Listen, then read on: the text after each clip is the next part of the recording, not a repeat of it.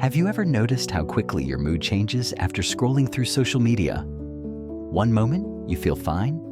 The next, you feel behind. Not because your life changed, but because you saw someone else's. Most people think comparison is harmless. Just a quick look. Just a moment of curiosity. But psychology suggests something deeper. The way we compare ourselves online quietly shapes how we see our own lives. Most people know that social media isn't completely real, but they still feel affected by it. They see achievements, perfect moments, carefully chosen highlights, and without realizing it, they compare that to their everyday life, the messy, unfinished, ordinary version of it. But people who understand this pattern see it differently. They remind themselves that what they see is only a small part of the story. They don't measure their life against someone else's edited version. And because of that, their self-image stays more grounded. Most people don't notice how their standards slowly change. What once felt like progress suddenly feels small. What once felt like enough now feels lacking. Because online, there is always someone doing more, having more, being more.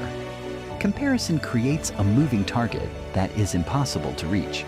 But people who step out of this cycle define enough for themselves. They decide what matters, not based on what they see online, but based on what feels meaningful to them. When you compare too often, you begin to look sideways instead of forward. Most people start questioning their direction. They wonder if they are too slow or if they are on the wrong path. They lose clarity, not because they lack direction, but because they are constantly distracted by others. But people who avoid constant comparison stay connected to their own path. They focus on progress, not position. And that allows them to move forward with more confidence. Comparison doesn't just stay in your thoughts. It becomes a feeling, a quiet pressure to be better, faster, more. Most people carry this weight without even realizing it.